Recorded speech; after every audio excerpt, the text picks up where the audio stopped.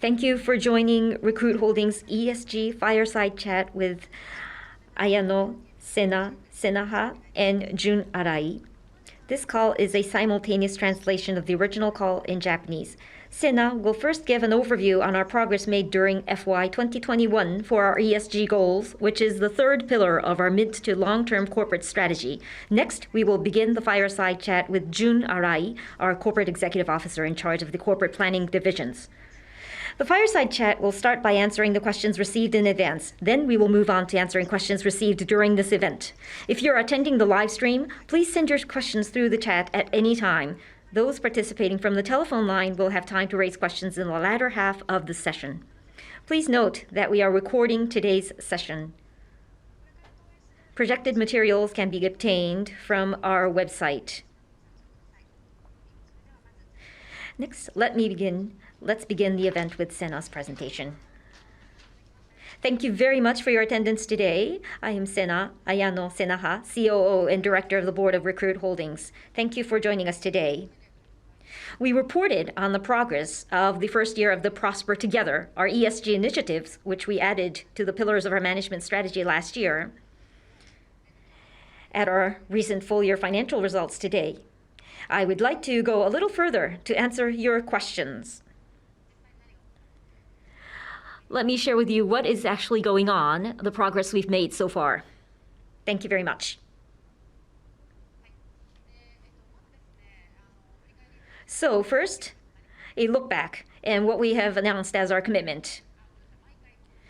I'd like to start with the story that I emphasize every time I have a chance, because this is so important.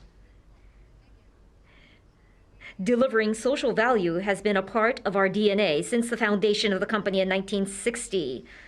2021, last year, as we were building our new management team, we decided to take a step further to do more for our future. With Recruit Group growing to become a global HR matching business leader, we felt strongly that we must use our increasing influence and capabilities to achieve a greater social impact, and along with that, the numerical target. So first, our social impact goal is to shorten the time it takes to get hired by half by fiscal year 2030. So why is this so important? It may sound surprising to you, but according to OECD research, even in a developed country, nearly 40% of people could fall into poverty if they do not have an income for 3 months. So what we do as a job is one of the most important facets of life for many people. So if it takes time looking for a job, impacting their life, this has to be minimized. And therefore, speed matters when it comes to getting a job. To reduce the number of people in need, we want to greatly shorten the job search duration as one of our ESG commitments. So in 2021, we worked to better define job search duration on Indeed. We did the measurement. Based on the data of those who got that job on Indeed, while it varies between individuals, we found that currently it takes about 15 weeks until most job seekers get hired. So this shows the distribution of the job search duration of Indeed users who received an offer. The median is about 3 weeks, and the mean was about 7 weeks. But we found that it takes approximately 15 weeks until 90%, which indicates almost everyone except for the statistical outlier gets hired. So this is the data from Indeed. Apart from that, we also conducted a survey, a global labor force survey, conducted across 30 countries. Nearly half of the respondents reported that their job search duration was longer than the amount of time that they could cover their personal expenses without income. Based on this result, we reconfirmed that reducing the time it gets hired is something we should focus on to make meaningful difference. That being the case, By setting 15 weeks as our baseline job search period, we aim to support all job seekers, including those in difficult situations, by cutting the time to get hired by half. On the other hand, job seekers from underrepresented or vulnerable groups face barriers when searching for a job, but these barriers are difficult to remove through improving the matching efficiency alone. This is why we are also committed to helping 30 million job seekers facing barriers get hired. Assisting job seekers with criminal records, which I introduced during the earnings call, is one of many barriers that need to be addressed. Going forward, we will continue to identify and break barriers to promote inclusive hiring with our technology and partnerships. Next theme is gender parity. We've also set goals for ourselves. As you may know, we are an information service company, and our people are the greatest assets we have. What we deliver is based on the ideas and also genuine passions that arise from our diverse employee base, even in the engineering process. Diversity is very important. In fact, in the process of engineering, we have to have both individual strength and diversity as a group. Our value comes from within, so leveraging our people capital is the source of new products and services. That's the very mechanism of how the company survives through the times. For us, diversity has been the theme at the very heart of the company since its foundation. As a global company, we set many diversity themes by each region or business, but as the entire group, we aim to achieve gender parity at all levels. And in fiscal year 2021, which is the first year of the initiative, we have made much progress for this goal. For example, the number of women in senior management positions consisting of CEOs of our major subsidiaries and executives of each SBU increased from 10% to 21%. Also, since it was approved in the annual general shareholders meeting, women in the boardroom account for 27%, which is up from 20% since last year. Moving forward, it will become ever more challenging to move the needle towards parity, but we will continue to drive forward with our 3-year target developed by each SBU. Our 5th and final sustainability goal focuses on climate action. In addition to the 10-year goal, we expect to have achieved our short-term goal of reaching carbon neutrality across our own business activities in fiscal year 2021 as planned previously. We say we expect because we are going to go through a certification process with a third party, but we are confident that we will be able to achieve our goal for FY 2021. And in order to achieve our 2030 goal of carbon neutrality throughout the value chain, we will work toward this goal by setting GHG emission reduction targets in line with the international framework, which aims to limit the increase in global average temperature to 1.5 degrees Celsius above pre-industrial levels. And this is a piece of new information which was not available at the time of the earnings call.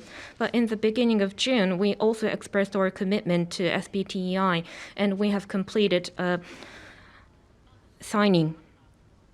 This was frequently asked by the investors, and I'm happy to announce that we have signed SBTi. Last but not least, the 3-year targets focused on climate action and gender diversity will bear incentive goals effective fiscal year 2022, which is this year, for the company's executives who lead actions in each of its ESG themes.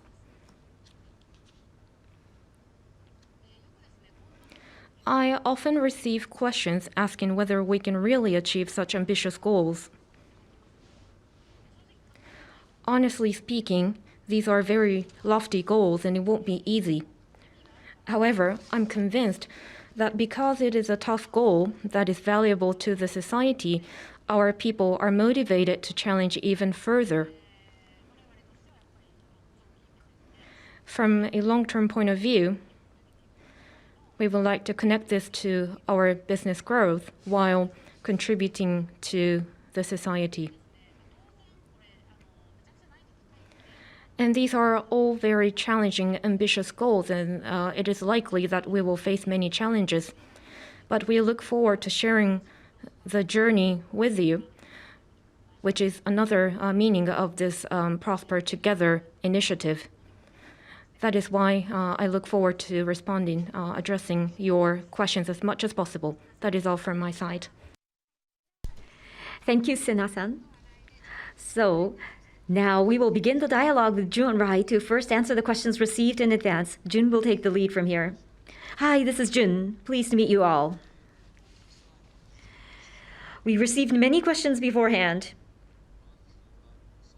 So let's start with this core question. So as you mentioned just earlier, in May of last year, ESG was incorporated as the third pillar of our corporate strategy.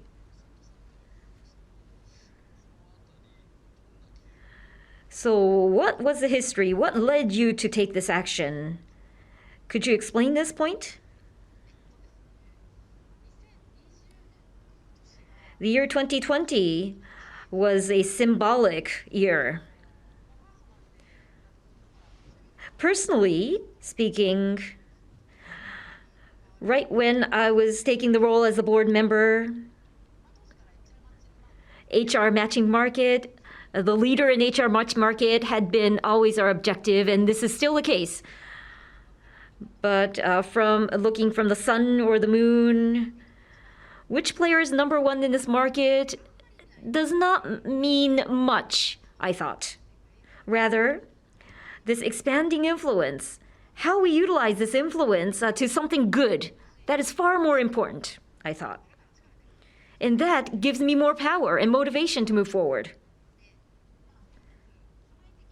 And another point, CEO changed to Deco. And so this was a change to new management. So what we need to focus and dedicate ourselves up for was considered very thoroughly. Then came COVID. And we tried to match the job seekers with jobs. That is the business we are engaged in. But many people lost jobs. And those who were already in the difficult situation were hit first. So I thought of many things. What is the significance of our business? And how we can exert the impact to the society? This all happened at the same time. So having impact on the society, this will lead to our growth in the long run, I thought.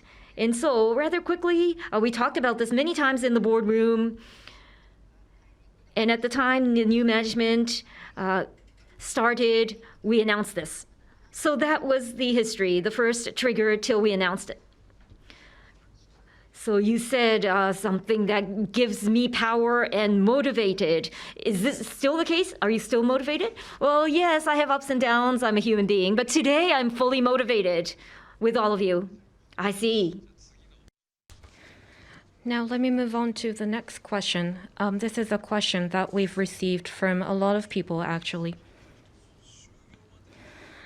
So you explained how you would like to aim to shorten the time to get hired by half and make it significantly faster.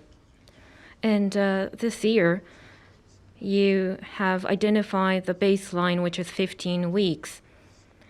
And maybe it is easy on the table, but how? Can you elaborate on the how of shortening the time to get hired by half? Thank you for a very good question. So we concluded the baseline of 15 weeks as the job search duration, and we allocated so much effort in order to reach that conclusion. And indeed, Get Closer to the Hired has been the initiative that has been going on. Starting from a job aggregation website, we now have applying function and other functionalities, getting job seekers closer to the job. And we are calling this a hired signal. On the platform of Indeed, we have the technology and have evolved the technology to capture the digital sign that tells us that the job seeker has found a job. And initially, that was not visible at all. But that has become visible very much in the past 4 or 5 years. But the challenging part is, when does it start? When did that individual start his or her job-seeking activity? We cannot interview each one of them, so we want to have a scientific method. Well, for example, I have a younger sister, and it is almost her hobby, what she enjoys, to look at Indeed to see what kind of jobs are available and compare her job with the jobs available in the market in terms of salary. So it is difficult, very difficult to define when she started her job-seeking activity. But in my case, I think I will start by uploading my resume and registering that with the platform. So it varies between job seekers when the job-seeking activity started. In order to identify that starting point, we worked with data scientists and product members in order to discuss what is the most appropriate method. And we found one answer, and that has taken us to this baseline of 15 weeks as a result. Then how are we going to shorten it? I think that's the question. Well, you're talking about shortening it to 7 weeks, right? That's less than 2 months. Finding a job in less than 2 months, that is pretty ambitious, I believe. Yes, so that's what we've been considering.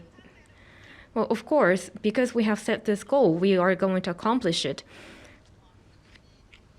Well, job-seeking activities, behaviors vary between job seekers.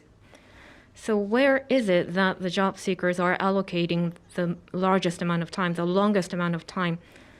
And perhaps that itself is not problematic for the job seeker. So we need to know if that part taking the longest time is really bringing stress to the job seeker. And if that is the case, we need to shorten that duration. So that is the kind of analysis we are going to deepen going forward, and that is what we've been discussing with the Indeed team. So we have 9 more years. So using data, it was very critical that we can identify the starting and the finishing point. So we are finally arriving at the starting point of our journey. That is all we can share with you as of today. Okay, moving on to the next question.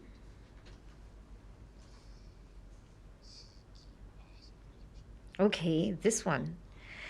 So,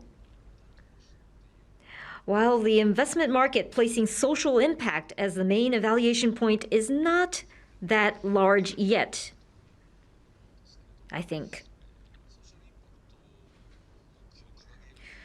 So we've been asked how setting social impact goals contribute to our sustainable growth. From the investor's point of view, it's not just doing something good. How is this positively impacting the business? Thank you very much. So it's very simple.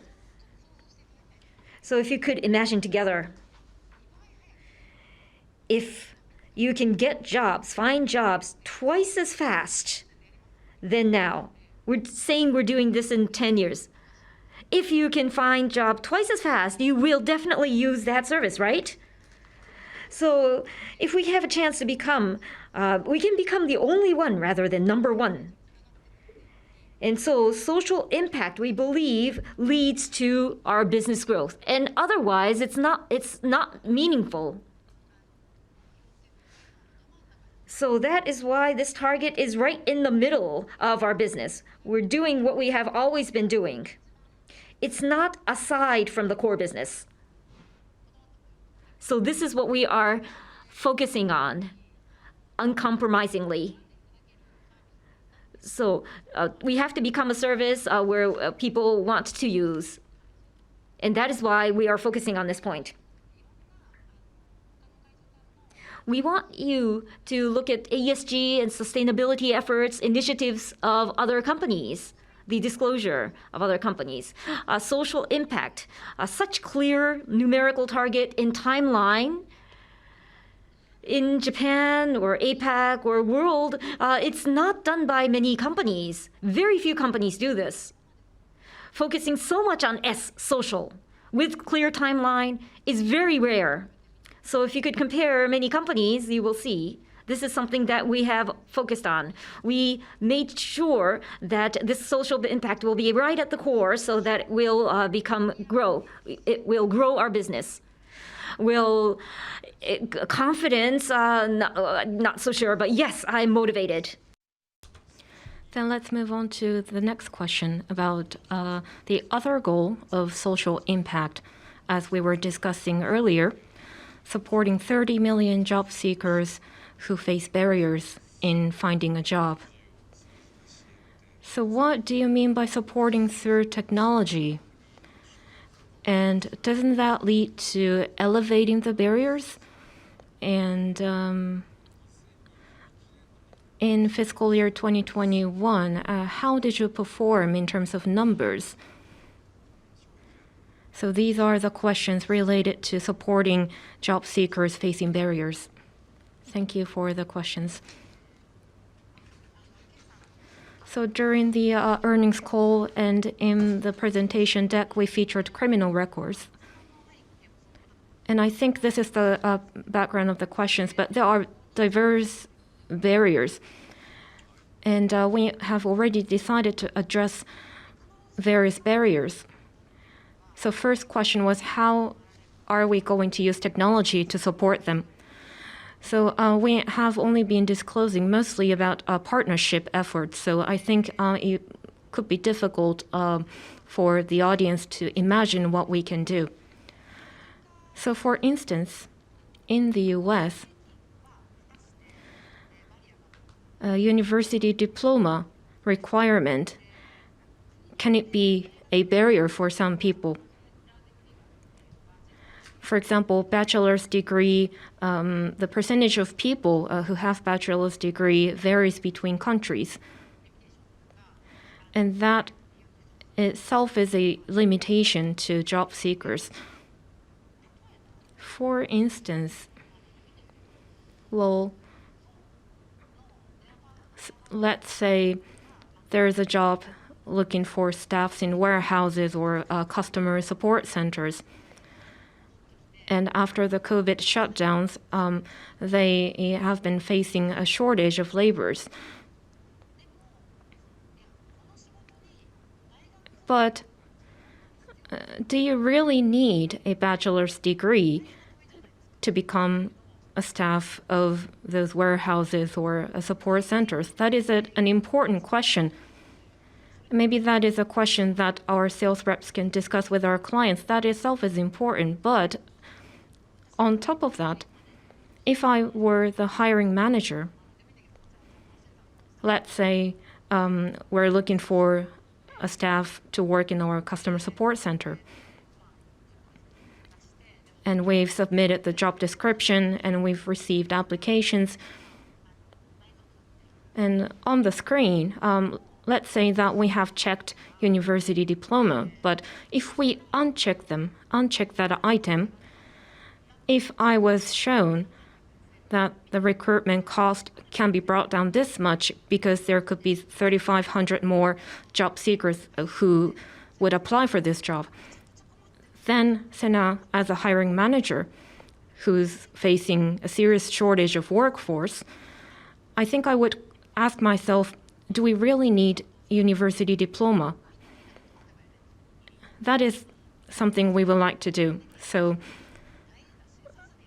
face-to-face education or awareness raising is important, but from an economic rationality viewpoint, we want to make sure that these issues are solved. This is good for the hiring manager, Sena, as well, not only being good for the society. not someone told you that it's not important to have a bachelor's degree, maybe hiring managers would realize that it is not a true requirement.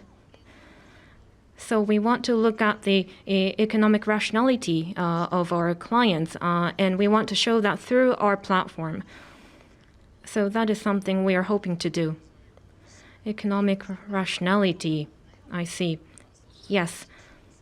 Well, otherwise, the new methodology is going to take root. Yes, it has to make sense. So moving to the next question. So next, about internal matters. So it's been a year since we strengthened our ESG initiatives. Do you feel the company is changing? How are the employees responding? There are many members involved in this, but as the person taking the initiative, how do you feel, Sena?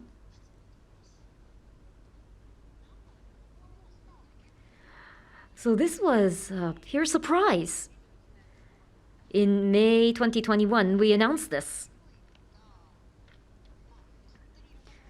And employees shared this in so many parts, and said that they are proud of belonging to a company that does this.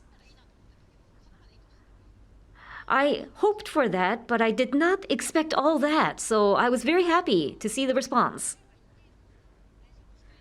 And there were engineers who retired, left indeed.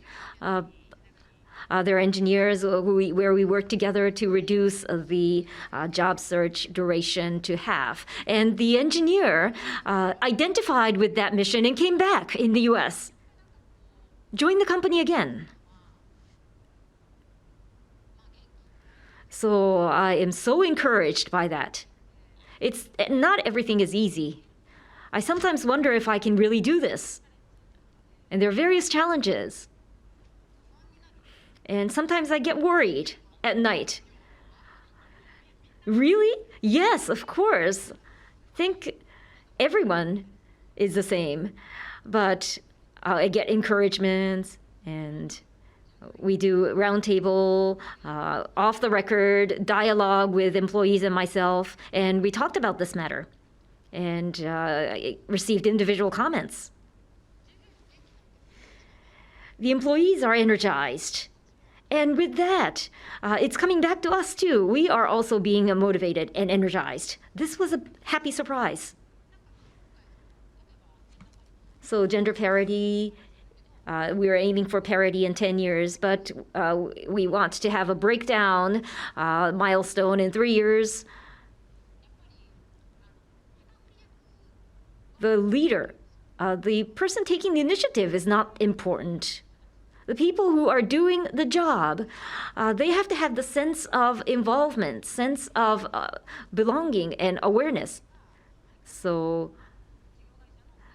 the CEO of the business units, we discussed so many things and tried to identify what we really need to do and how we need to address them.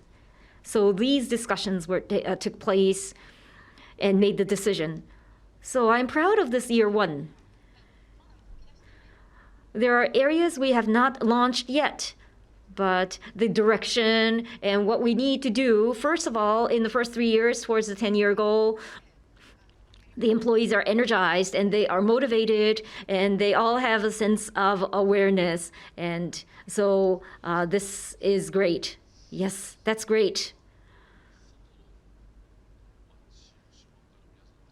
But from the shareholders and investors, they cannot take a peek in our company. So what's going on inside and the entire initiative and the outcome, how good is this? How much progress have we made? We tend to insist on or appeal what we are doing, but they may wonder, maybe it's just words. So they may wonder how they should interpret this or understand this. Of course, they can't compare. There's no comparison, so that's why it's difficult. And if we become one and only, it will become even more difficult to compare. But for our audience today, How good, how successful are we so far? How can we explain this? As you rightly mentioned, ESG, rule for E was set first. But we set S first because that is linked the most to our business growth. That's why we are committed to S. In Japan and APAC and global, there are very few companies, and therefore it's that much more difficult to understand. You're right. One easy example is, in the past year, ESG rating, the investors are probably taking a look at this. MSCI, A, we were upgraded from A to AA. And Sustainalytics, this is a risk side measurement and scoring. We were improved from 14 to 11. The lower the better, so yes. So we're steadily improving by lowering the number. And I'm sure the audience understand this.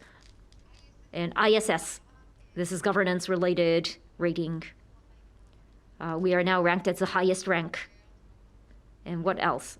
The environment, CDP, C to A minus. We jumped up. In 1 year, we've worked to improve these ratings, but we had this big jump in the past 1 year. So this is an evaluation proof that they see us as something different. We're making a change. And in the 3-year time span, GPIF index, there are 4 indices. We are enrolled in all 4 indices. Companies that are enrolled in all 4 indices account for only 2.5% of the listed companies. So this is a grand slam, some people say. So we are one of the companies in this 2.5%. So for the foundation, for the safe investment, these are some of the indicators. So this easy to understand quantitative evaluation is important on one hand, but that is not the only purpose we're doing this. This needs to lead to business growth and sales and profit growth, and everyone to feel happy. We need to take time. But in the short term, we are also looking at these improvements in the rating. Thank you. Does this answer your question? So once we look at the numbers, it is easier to understand for the audience. And the members who are involved in the job will get motivated. Then moving on to the next question. So you've set the goal of raising the ratio of women to 50% at all employee levels, which is ambitious, as you said. And this has received considerable media coverage. And we've received questions related to this theme. You mentioned that you have identified the fundamental issues generating the gender gap, but how are you planning to solve them? In particular, how do you plan to resolve them in Japan, where the issue is more deep-seated? And what kind of financial impact do you think D&I will promote or bring to your company? Thank you for the question. This gender issue has been discussed all over the world for a long time, and we're almost tired of it. But we have not been able to achieve gender parity yet. And personally speaking, I never liked this gender issue, but we want to be the last generation discussing this issue.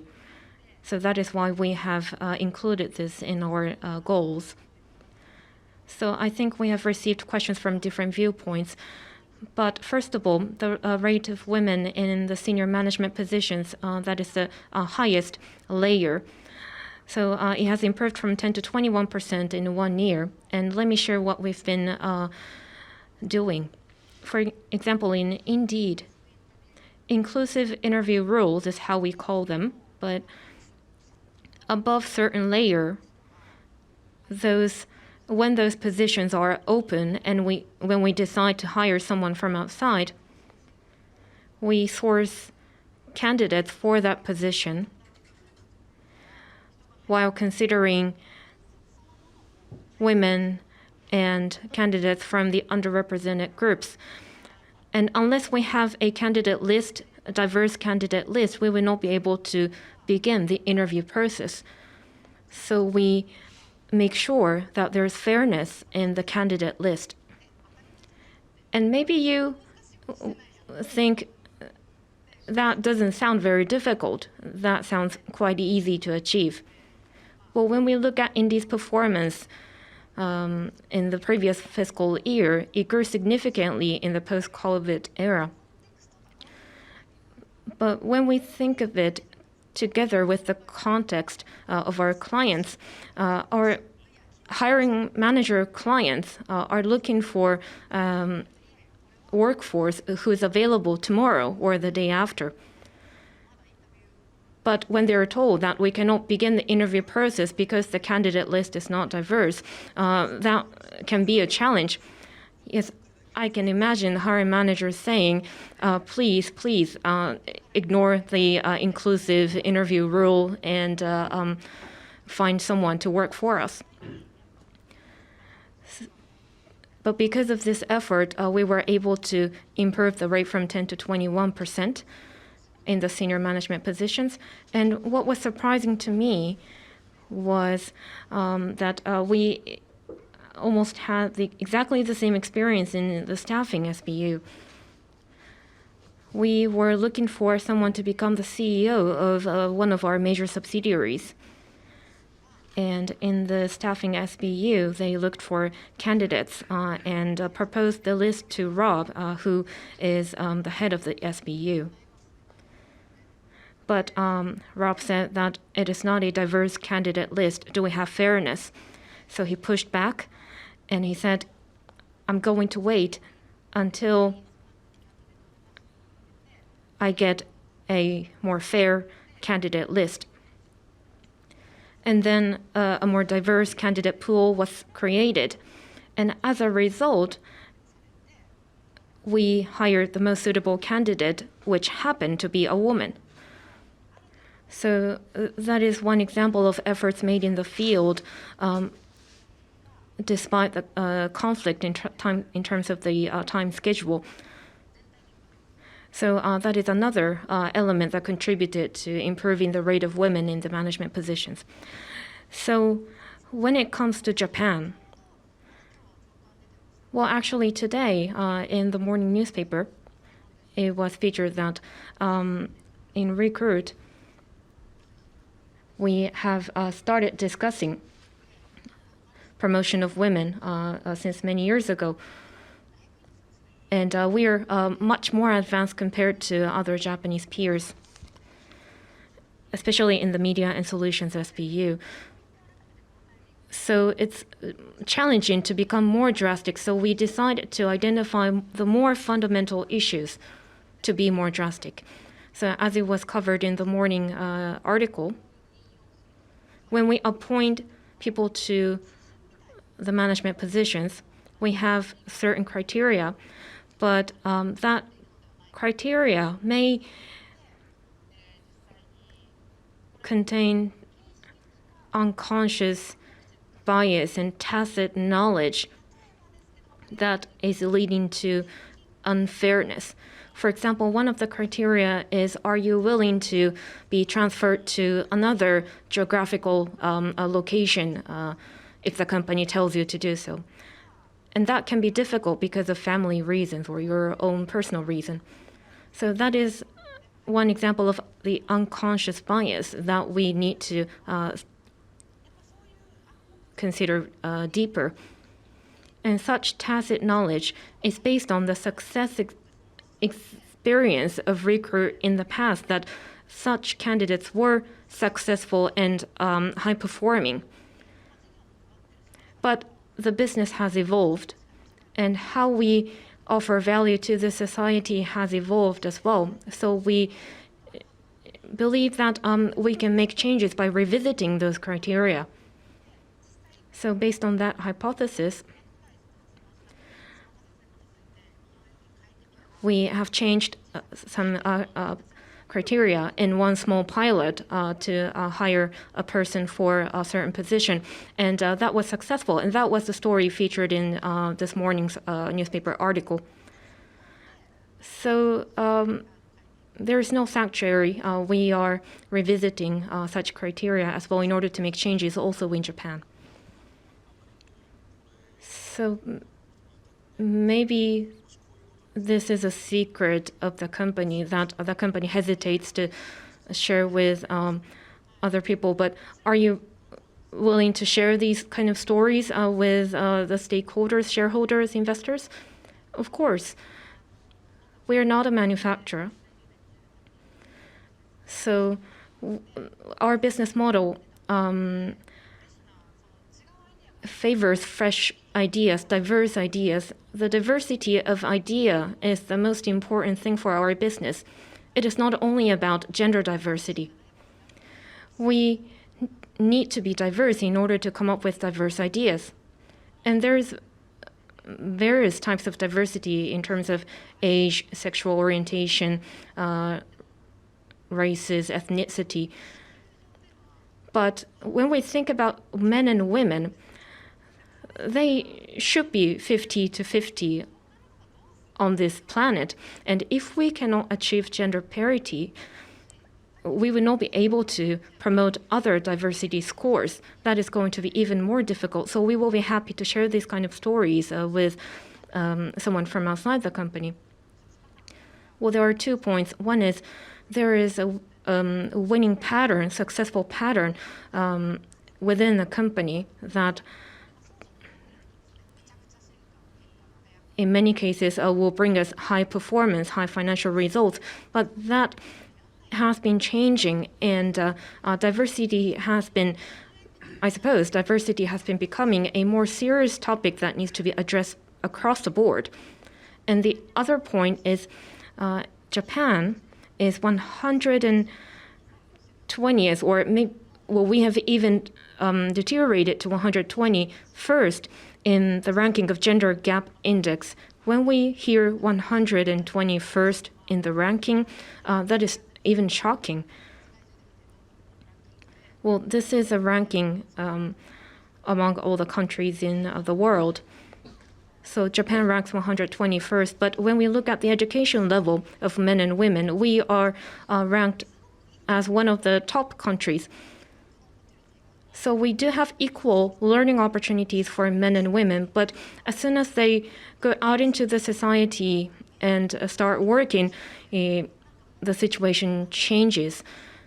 So that's regrettable. If we make a change, if we make some changes, I think we can improve the situation significantly. That is why I would like to share these kind of stories and know-hows as commodity with everyone in this society. So, Arai-san, I think we should start taking questions from the participants on the call line and the chat. So we will now take the questions from the call and from the chat. So if you could start, press star 1. Time is limited, so we would like to limit one question per person. And if you are watching live webcast, please use the chat function to submit your questions.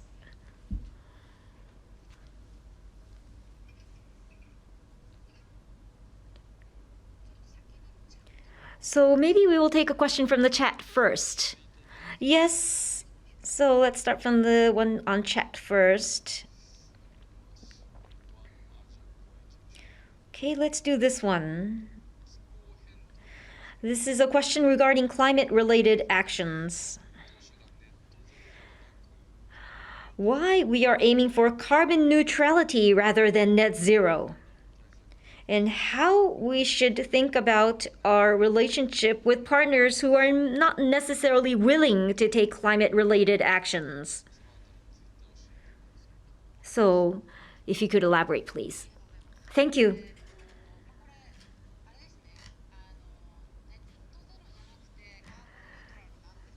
So, Yes, I think this question is that it's carbon neutrality rather than net zero. After reducing this greenhouse gases, the remainder will be offset. So we will combine those two to achieve carbon neutrality. And then there's net zero. So I think that is the question. So the CO2 emission through our own operation compared to manufacturers is very unique. About 90% of our CO2 emission is scope 3 from the value chain, including our partners. So if we are to do this thoroughly, we have to engage our partners. This is the key point. So is the intent of this question, the partners who are not very forward-looking, one extreme example is some companies are discontinuing the business with such partners and tell the suppliers, if you do not take these green activities, you cannot stay as our supplier base. Some companies are saying that. So I think the question is, what about us?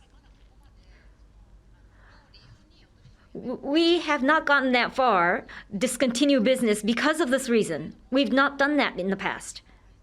Because 95% of the CO2 emission is from partners. So we don't want to give up on this dialogue. So why we think this is important, and why don't we do this together? Can we do this? Can we do that? I think that is our responsibility to do this.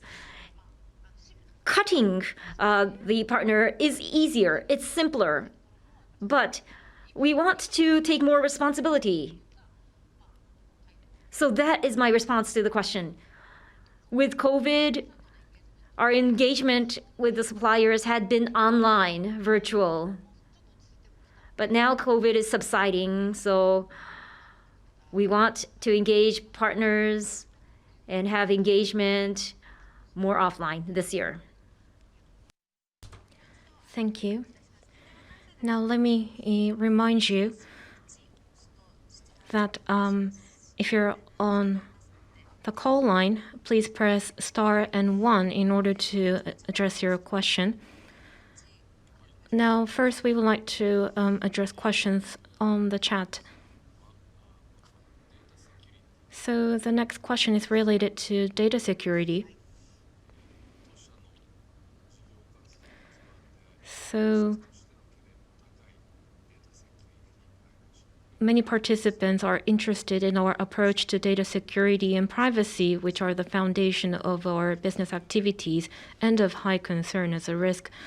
Since you're also a leader of risk management, can you please elaborate on our approach on data security and privacy? Thank you. This is a really good question. In the entire group, we have identified the top risk.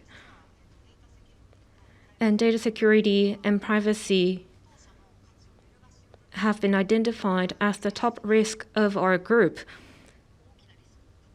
And it is so critical that if they're not managed properly, it could undermine the value of our business. Yes, in the securities report, the risk chapter featured these two elements. So, for example, in each SBU, the volume of data stored with each SBU and the national and local laws and regulations vary between SBUs. So the degree of confidentiality, the volume of data need to be considered in order to implement proper risk management measures.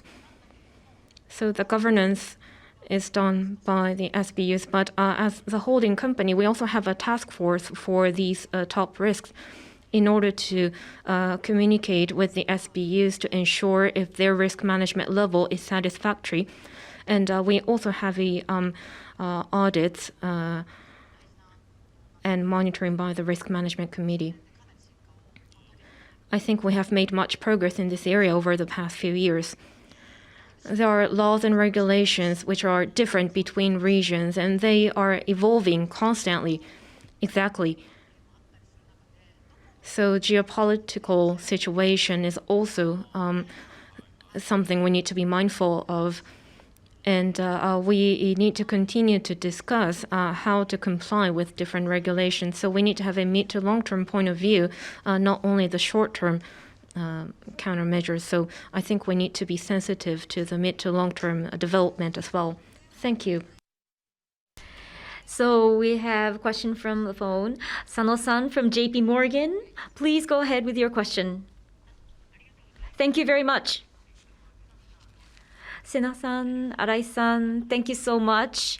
Thank you for being so concrete and specific. This helps us a lot. So one question from what you said earlier. You talked about female ratio, representation. We have male and female 50 and 50, so we have to achieve parity here. That hit my heart. So you are leading in Japan, and you have Indeed on a global basis. So as a service, by having this as a service, accelerating, so some tips to increase the female representation. Are you doing this as a service to encourage that, to accelerate that? So Mori-san? I'm sorry, I made a mistake. Mori-san, thank you. Thank you. So it's about female ratio. A very important point. So as a service, do you offer this service, or will you offer this service?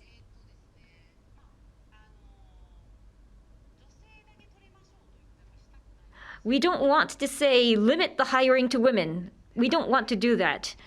So that is not the point. For example, what is very well accepted and the potential, very influential platform is in Glassdoor, CEO rating is offered. So how to look at other companies. Diversity indices exist. So the tips, rather than the tips to increase female ratio, it's better to have higher transparency on the platform so that the companies that are working hard in this area can grow. In terms of utilizing the influence, I think that's more powerful. So job seekers look for companies. So including that as an indices when job seekers find jobs. So we're doing that centering on Glassdoor. And in staffing, in Australia, one client in Australia had this objective. And so they asked us for help. So there are many other examples. So in order to exert the impact, how to utilize the influence on the platform is the key, I think. Thank you. Now we'd like to go back to the question from the chat, but we are still waiting for your questions on the call line with *1. So on the chat from Tokyo Marine Asset Management, Asano-san has addressed a question. So Asano-san thinks, highly praises the human capital of Recruit, and out of the many indices of ISO, what do you think is the most important compliance, productivity? What do you think is the most important index of ISO? Thank you. I like this kind of technical question. It's very exciting. So I think I also feel the pressure to discuss more specific matters. So I would like you to understand this is my personal response, not as a company, but as a personal response. But leadership and corporate culture are the most important indices for us. I think I should be answering all of them, but I think leadership and corporate culture are the two most important indices.